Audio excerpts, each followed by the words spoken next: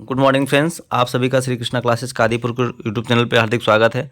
आज हम आप सबके बीच में 22 दिसंबर 2024 के करंट के प्रश्नों की श्रृंखला को डिस्कस करेंगे। सबसे पहले हम कल के प्रश्नों का रिवीजन करेंगे, उसके बाद आज के प्रश्नों की श्रृंखला को डिस्कस करेंगे। चलिए शुरू करते हैं कल के प्रश्नों को। हाल ही में वर्ष 2023 के लिए राष्ट्रीय तानसेन सम्मान से किसे सम्मानित किया गया? तो इसका जवाब हो जाएगा पंडित स्वप्न चौधरी। अगला प्रश्न है, भारतीय खो खो महासंघ ने किसे पहले खो खो विश्व कप 2025 का ब्रांड एम्बेसडर बनाया? तो इसका जवाब हो जाएगा सलमान खान। हाल ही में मंगलार बारी आवास योजना किस राज्य सरकार ने शुरू की? तो इसका जवाब है पश्चिम बंगाल। हाल ही में किस देश के अंतरिक्ष यात्रियों ने सबसे लंबे समय तक अंतरिक्ष में चहलकदमी करने का रिकॉर्ड बनाया? तो यहाँ पर हो जाएगा चाइना।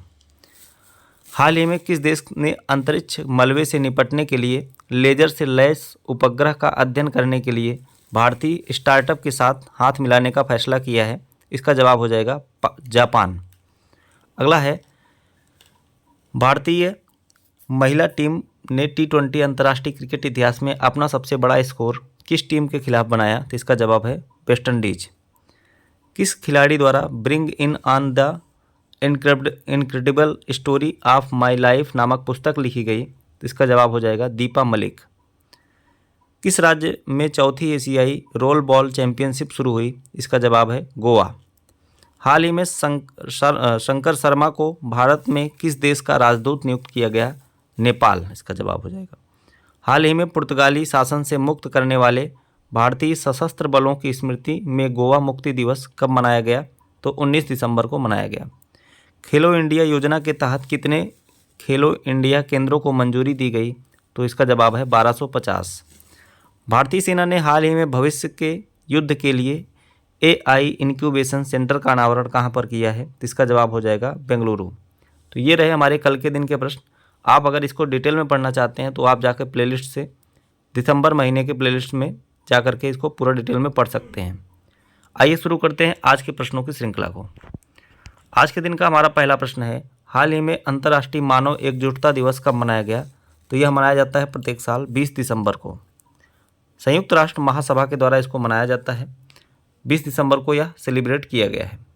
अंतर्राष्ट्रीय मानवाधिकार दिवस जो हर साल 20 दिसंबर को मनाया जाता है, एक न्यायपूर्ण और समतापूर्ण दुनिया को बढ़ावा देने में व्यक्तियों और सरकारों की सामूहिक जिम्मेदारी पर प्रकाश डालता है। 2005 में संयुक्त राष्ट्र महासभा द्वारा स्थापित यह दिवस वैश्विक चुनौतियों का सामना करने में एकता पर जोर देता है। इस दिन का उद्देश्य क्या है कि विश्व चुनौतियों से निपटने में वैश्विक एकजुटता को महत्व पर जोर देना, राष्ट्रों और व्यक्तियों को शांति, समानता और सतत विकास के लिए एकजुट होने के लिए प्रोत्साहित करना, अंतर्राष्ट्रीय स्तर पर सामाजिक न्याय और गरीबी उन्मूलन को बढ़ावा देना इसका मुख्य उद्देश्य है। आइए देखते हैं दिसंबर माह के जो प्रमुख दिवस आए हैं उनका रिवीजन करते हैं। 1 दिसंबर को विश्व एड्स दिवस, 2 दिसंबर को राष्ट्रीय प्रदूषण नियंत्रण दिवस, विश्व कंप्यूटर साक्षरता दिवस, अंतर्राष्ट्रीय गुलामी उन्मूलन दिवस। 3 दिसंबर को विश्व दिव्यांग दिवस, 4 दिसंबर को भारतीय नौसेना दिवस, विश्व वन्यजीव संरक्षण दिवस, अंतर्राष्ट्रीय चीता दिवस, अंतर्राष्ट्रीय बैंक दिवस। 5 दिसंबर को मनाया गया अंतर्राष्ट्रीय स्वयं सेवक दिवस।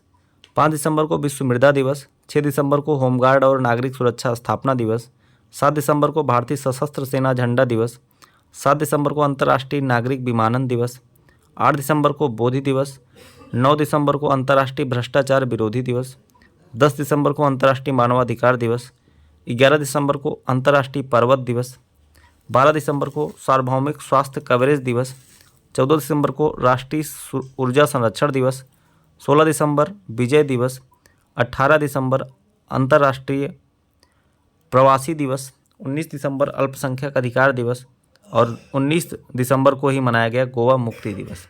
ये रहे हमारे जो भी दिवस आए हैं दिसंबर माह के।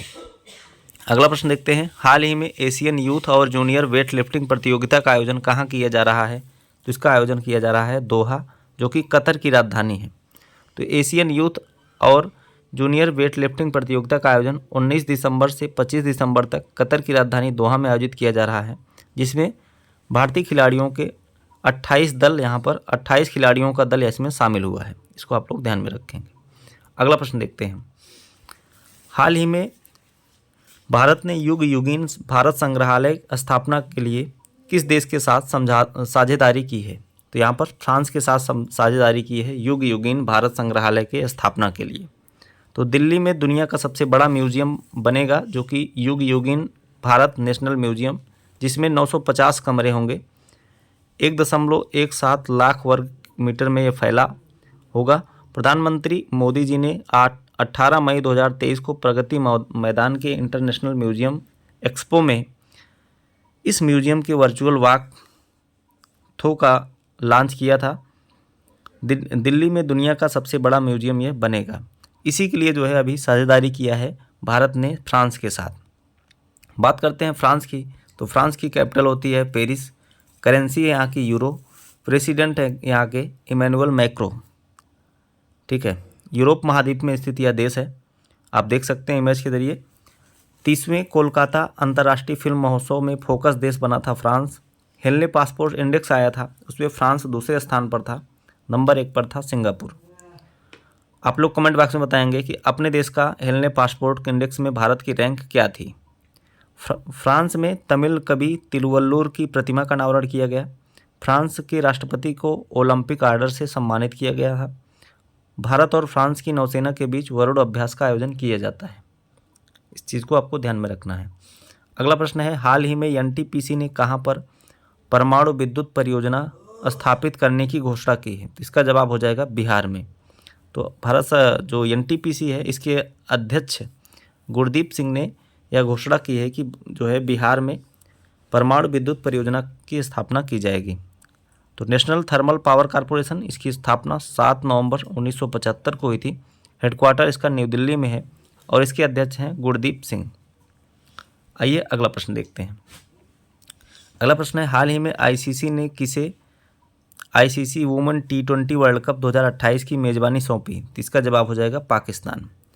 तो ICC women T20 world cup 2028 का आयोजन किया जाएगा पाकिस्तान में। अभी आईसीसी के चेयरमैन बने हैं जय शाह। तो आईसीसी के द्वारा भी जो है कई सारी घोषणाएं की गई हैं, जैसे 2028 में ICC women T20 world cup का आयोजन किया जाएगा पाकिस्तान में। 2025 आईसीसी चैम्पियन ट्रॉफी का आयोजन जो है पाकिस्तान में किया जाएगा। 2025 में वुमेन वर्ल्ड कप जो है आयोजन किया जाएगा भारत में। 2026 मेंस T20 वर्ल्ड कप का आयोजन किया जाएगा भारत और श्रीलंका में। 2025 मेंस एशिया कप का आयोजन किया जाएगा भारत में। इसको आप लोग ध्यान में रखना है। आईसीसी का फुल फॉर्म होता है इंटरनेशनल क्रिकेट काउंसिल। इसकी स्थापना जो हुई थी वह 1909 में हुई थी। हेडक्वार्टर इसका दुबई में है। आइए अगला प्रश्न देखते हैं। अगला प्रश्न है, यूरेशिया टाइम्स की द ग्रेट पावर ऑफ 2025 सूची में भारत कौन से स्थान पर है? तो यहाँ पर यूरेशिया टाइम्स की एक रिपोर्ट जारी की गई है, द ग्रेट पावर्स ऑफ 2025 सूची। इसमें भारत जो है 5वें नंबर पर है। इसमें इन देशों को आर्थिक, सामाजिक, राजनीतिक प्रभाव, राजनीतिक स्थिरता और सैन्य ताकत के आधार पर रैंक दी गई है। इस हिसाब से भारत 5वें नंबर पर है। नंबर 1 पर अमेरिका है, दूसरे नंबर पर चाइना है, तीसरे पे रूस है, चौथे पे जापान है, 5वें पे भारत है और 6वें पे फ्रांस है। इन सभी चीज़ों को आपको ध्यान में रखना है। आइए अगला प्रश्न देखते हैं। देखिए कुछ सूचकांक को हम रिवीजन कर लेते हैं। वैश्विक नवाचार सूचकांक में भारत 39 पर रहा था, स्विट्जरलैंड टॉप पर था। वर्ल्ड टैलेंट इंडेक्स में भारत 58, स्विट्जरलैंड टॉप पर रहा था। एशिया पावर इंडेक्स में भारत तीसरे नंबर पर था, यूएसए और चाइना शीर्ष पर थे। शहरी शासन सूचकांक में केरल शीर्ष पर है। ग्लोबल हंगर इंडेक्स में 105 नंबर पर है और जो कि 127 देशों की सूची जारी की गई थी। लैंगिक असमानता सूचकांक में भारत 129 नंबर पर था। वैश्विक शांति सूचकांक में भारत 116 नंबर पर था, आइसलैंड शीर्ष पर था। सतत विकास रिपोर्ट 2024 में भारत 109 पर, फिनलैंड शीर्ष पर था। आर्थिक स्वतंत्रता सूचकांक में भारत 84 नंबर पर था। रूल ऑफ लॉ इंडेक्स में भारत 79 नंबर पर था। ये सभी आपको ध्यान में रखना है। अगला प्रश्न है, हाल ही में यूएन इंटरनल जस्टिस काउंसिल का अध्यक्ष कौन बने? तो यहाँ पर मदन लोकुर बने हैं यूएन इंटरनल जस्टिस काउंसिल का अध्यक्ष। तो यूएन की स्थापना जो हुई थी वह 24 अक्टूबर 1945 को हुई थी। हेडक्वार्टर इसका न्यूयॉर्क में है। इसके वर्तमान में सेक्रेटरी जनरल हैं एंटोनियो गुटेरेस। अभी जो है पी हरीश यहाँ पर हो जाएगा, पी हरीश को संयुक्त राष्ट्र का भारत का स्थायी प्रतिनिधि नियुक्त किया गया है, पी हरीश को।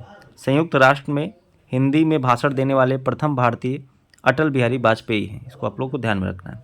अगला प्रश्न है, हाल ही में अंबेडकर स्कॉलरशिप योजना का ऐलान कहाँ पर किया गया? तो यहाँ पर दिल्ली सरकार ने अंबेडकर स्कॉलरशिप योजना का ऐलान किया है। तो आम आदमी पार्टी के प्रमुख अरविंद केजरीवाल ने 21 दिसंबर को डॉक्टर अंबेडकर स्कॉलरशिप योजना का ऐलान किया। इस योजना के तहत दिल्ली सरकार में दलित परिवार के बच्चों को विदेश यूनिवर्सिटी में पढ़ने के लिए जो है पूरा खर्चा जो उसका उठाएगी वो दिल्ली सरकार उठाएगी। ठीक है। दिल्ली की अभी नई मुख्यमंत्री बनी है आतिशी मारलेना। ठीक है। ये रहे आज के दिन के हमारे करंट के प्रश्न। आपको वीडियो अगर अच्छी लगे तो लाइक करिए, ज़्यादा से ज़्यादा लोग के पास शेयर करिए, और चैनल पर नए हैं तो चैनल को सब्सक्राइब करें। मिलते हैं नेक्स्ट वीडियो में। धन्यवाद।